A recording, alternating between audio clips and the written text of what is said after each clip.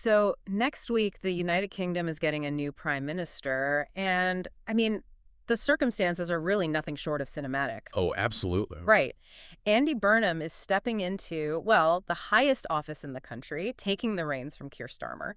And he's doing it after having already failed to win the leadership of his party not once, but twice. Yeah, twice. It's wild. It is. Yeah. He spent years on the sidelines, and now, suddenly, he's the one holding the keys to Downing Street. It is a phenomenal political comeback, truly. But he is stepping into this role at a deeply precarious moment. Right. The UK is facing intense macroeconomic strain. There's this persistent cost of living squeeze, and honestly, an electorate that is highly fragmented. Taking power in a moment like this means you just don't get the luxury of a slow transition. You really don't. Well, Which brings us to our mission for today's deep dive. We are drawing from a recent broadcast transcript from Al Jazeera English, reported by Milano Solanino in London. it's a great report. It is. So, we are going to unpack Burnham's sudden rise to the top of the governing Labour Party. We'll analyze the highly ambitious dual-track policy promises he is making right out of the gate. Yeah, those are fascinating. And most importantly, we are going to examine the looming economic reality waiting to test those promises. To you, the listener, even if you don't follow UK politics closely, this is a masterclass in leadership dynamics. Oh, for sure. Whether you're analyzing a head of state, a new CEO, or, I don't know, a department manager, the tension between what a new leader promises and the structural constraints they actually face is just a universal case study in power. Exactly. Because the mechanics of how a leader builds initial consensus versus how they actually govern are entirely different skill sets. Totally different. What we are seeing with Burnham right now is this aggressive attempt to unify a fractured base through, well, just sheer rhetorical scope. Okay, let's unpack this, because the sheer scope of that rhetoric is exactly where I hit a roadblock in the Al Jazeera report. I don't blame you. Right. In his very first speech as party leader, Burnham promised a platform of unity. Specifically, he pledged to bring water companies, the transport sector, and housing back into public ownership. Which is a massive undertaking. Massive. But in the exact same breath, he claimed his government will be strongly pro-business. This feels to me like a chef walking out into a dining room and loudly promising a table of hungry guests. Tonight, I am going to serve you the most incredible, strictly vegan dinner you have ever had, and it is going to be a massive bleeding ribeye steak. That is a perfect analogy. It just doesn't compute. How does a leader nationalize key infrastructure while simultaneously claiming to be the champion of the corporate sector? Well, the conflict you're pointing out is rooted in the actual mechanics of capital markets. And to be clear here, we are not taking a stance on whether public ownership or pro-business deregulation is this superior economic model. Right. We're just looking at the math. Exactly. We are strictly analyzing the mechanical friction between trying to execute both of those things at the exact same time. If a government decides to nationalize a massive sector like water or rail, they essentially have two options, and, the business sector hates both of them. Okay, let's walk through those options. Say Burnham's government steps in to take over a privately owned water utility. What actually happens to the shareholders and all that debt? So option one is a compulsory buyout at market value. That requires the government to issue billions of pounds in new government bonds, gilts as they call them over there, Right. to raise the cash to pay off the private equity firms and pension funds that currently own the utility. And that floods the market with debt. Precisely. Flooding the bond market with that much new debt drives up borrowing costs, not just for the government, but across the entire economy.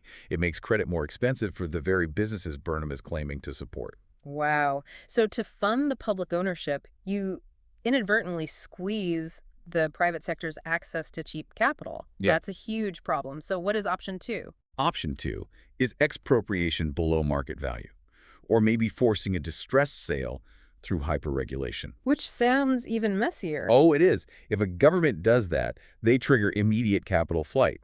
International investors look at the UK and conclude, well, their assets aren't safe from state seizure. They just pull their money out. Exactly. Foreign direct investment dries up, corporate expansion halts, and the business community actively revolts. You cannot dismantle private infrastructure monopolies without inherently altering the risk profile for every other corporate entity operating in your borders. Which makes his assertion that he will be pro-business seem, entirely contradictory to his legislative agenda. The Al Jazeera report explicitly notes that Burnham did not explain how he plans to achieve both of these things simultaneously. No, he really glossed over the how. It feels like relying on a massive blind spot. If a corporate executive pitched a board of directors on a plan to simultaneously double operational spending while having revenue, they'd be laughed out of the room. How is Burnham avoiding immediate institutional backlash? He is leveraging a tactic known as constructive ambiguity. Constructive ambiguity. Yeah. Before the mechanics of a policy are actually tested in a legislative chamber, broad contradictions are politically viable. In the immediate aftermath of a leadership transition, different factions within a party basically project their own hopes onto the new leader. Oh, I see. So they hear what they want to hear. Exactly. The unions and the progressive wing hear public ownership and assume he is signaling a radical economic shift. The financial sector and centrist MPs hear pro-business and assume that public ownership rhetoric is just, red meat for the base that will eventually be watered down. So both sides believe they are in on the joke, assuming the other side is the one being played. Exactly. But legislation is binary. Eventually, a bill is drafted, the math is published, and constructive ambiguity collapses. If the policy promises are this structurally conflicted, why is a party that rejected him twice suddenly rallying behind him with such overwhelming unity? Here's where it gets really interesting, because the Al Jazeera report suggests the answer isn't in his policy framework at all. Right. It's not about the policy. It is entirely embedded in his personality. What's fascinating here is the mechanics of trust in a high-information, high-cynicism environment. Modern politics has seen a massive depreciation in the value of the technocrat. Interesting. Yeah, the ability to produce a flawless, mathematically sound white paper simply does not generate the political capital it once did. What generates political capital right now is the perception of authenticity. And the reporting paints Burnham as the absolute embodiment of that authenticity, especially in stark contrast to his predecessor, Keir Starmer. Completely different vibes. Al Jazeera featured a brilliant quote from a man who has known Burnham since the late 1990s. They played on the same weekend football team. Oh yeah, I loved this part. Right. This teammate recalled his first impression of Burnham in a football changing room all those years ago, saying his immediate thought was, wow, a normal person involved in high-end politics? And the report goes out of its way to insist that this warm, relaxed style, his genuine love of football, his ease with people on the street, it is not a focus-grouped media strategy. It is genuinely who he is. Yeah, and electorates globally are just deeply skeptical of overly polished, media-trained leaders right now. Oh, absolutely. When a politician delivers a perfectly rehearsed, highly sanitized answer, the public instinctively assumes they are obscuring the truth. The polish itself is viewed as a form of deception. It is the political equivalent of corporate jargon. Like when a company announces a strategic workforce realignment to optimize synergy, everyone instantly translates that to massive layoff. Exactly. We have been conditioned to interpret smoothness as a threat. Precisely. In that environment, the normal guy persona acts as a powerful shock absorber. If a highly polished technocrat makes an administrative error or faces an economic downturn, the public tends to assume malice or elitist indifference. Right. They think, you did this on purpose. Yes. But if the guy who you can picture having a pint with at the local pub faces the same economic downturn, the public is far more likely to grant him the benefit of the doubt. They assume he is trying his best against difficult odds. So it buys him patience. Authenticity buys a leader patience.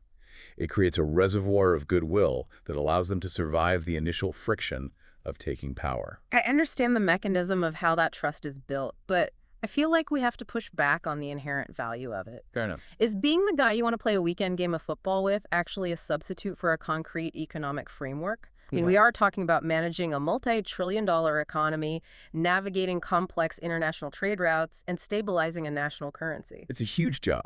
I have friends who are incredibly authentic, normal guys, but I would not let them design the load-bearing walls of my house just because they are fun at a dinner party. Does charm equal competence? That is the ultimate vulnerability of charismatic leadership. Charisma is a communication tool. It is not a structural solution. Right. It is incredibly effective for rallying public support behind a difficult choice or for comforting a nation during a crisis. But charisma does not lower the inflation rate. A relaxed demeanor does not fix supply chain bottlenecks or build affordable housing. It is a mechanism for delivery, not the payload itself. Exactly. Burnham's normal guy brand is currently shielding him from the intense scrutiny that would normally fall on his contradictory policy platform. The Labour Party was desperate for a unifying figure who could connect emotionally with the electorate, in a way Starmer seemingly struggled to do. And Burnham provides that. Burnham provides that emotional bridge. But an emotional connection only buys you time.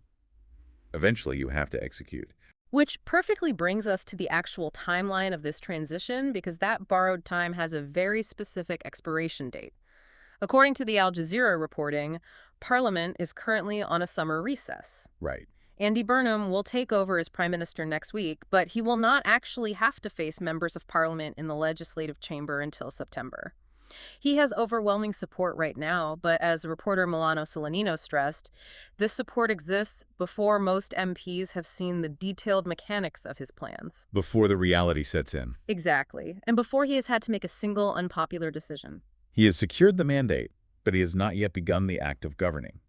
Those are two entirely different phases of power. So what does this all mean? To me, this situation mirrors a tech startup that has just gone public. During the IPO roadshow, the charismatic founder is selling the vision. They are pitching a world where the product changes everything, revenues are infinite, and the culture is perfect. And everyone buys in. Right. Everyone buys the stock based on the story. But September, in the scenario, is the startup's very first quarterly earnings call. The grace period of the roadshow is over, the investors are on the line, and they don't want to hear the visionary pitch anymore. They want to see the balance sheet. They want the hard math. This raises an important question. What happens to that carefully cultivated unity when the fiscal constraints finally force his hand? Because waiting for Burnham at the end of this summer recess is a sluggish British economy and a severe cost of living crisis. The honeymoon ends abruptly. Exactly. Governing under those conditions requires the allocation of extremely scarce resources. Let's look at the mechanics of that collision. When September arrives and MPs return to Westminster, they are coming back from their constituencies where voters are demanding immediate relief from high prices. If Burnham tries to advance his public ownership agenda, he has to present a budget. And that budget is where the pro-business and public ownership ideologies violently intersect. The Treasury will require him to demonstrate how he intends to fund the buyout of utility companies without triggering a sovereign debt crisis or violating his party's own fiscal rules. The math has to add up. Right. If he chooses to delay public ownership to protect the business sector, well, he alienates his progressive wing and the unions who view him as their champion. If he aggressively pursues public ownership and raises corporate taxes to fund it, the business sector revolts, investment slows, and the sluggish economy dips further into stagnation. So there is literally no version of that legislative session where everybody wins? None. The constructive ambiguity has to end. He has to choose who is getting the vegan salad and who is getting the ribeye steak, and half the dining room is going to feel utterly betrayed. Which is the true test of his leadership. The test isn't how well he communicates the vision. It is whether his charisma can manage the inevitable fallout of his decisions. When you move from campaigning to governing, your primary job shifts from handing out promises to managing disappointments. Managing disappointments, wow. Yeah, every allocation of capital creates a loser. Burnham's durability will depend entirely on whether his normal guy persona can withstand the anger of the factions he inevitably has to disappoint. It is the transition from theoretical leadership to applied leadership. And to you, our listener, this is the core takeaway I want you to extract from this deep dive. When you are evaluating a new leader, whether it is a prime minister taking over a nation, a new executive taking over a board, or a manager stepping into your department, you have to reserve your judgment through the initial grace period. Because the grand unifying speeches and the charm offensives are easy when there is no friction. Exactly. You don't truly know who is sitting in the chair until the structural realities of the organization force them into a corner. You have to wait for the moment they are forced to make their very first truly unpopular decision, because that is the exact moment the rhetoric evaporates and the actual mechanics of their leadership are exposed. Charisma gets you the job. Navigating the friction of competing interests is what dictates whether you can actually keep it. Which leaves us with a fascinating, almost paradoxical thought to carry forward. Think about this. If a leader's entire political capital is built on the brand of being an accessible, ordinary person, the guy from the football changing room who fundamentally understands everyday life, How do they protect that identity once they hold ultimate power? It's a great question. When the macroeconomic realities of governance force that leader to enact policies that will inevitably make some ordinary people's lives much harder, does the public still view them as one of their own? Or does the sheer weight of the office permanently transform the normal guy into just another politician in a suit? It is the ultimate tight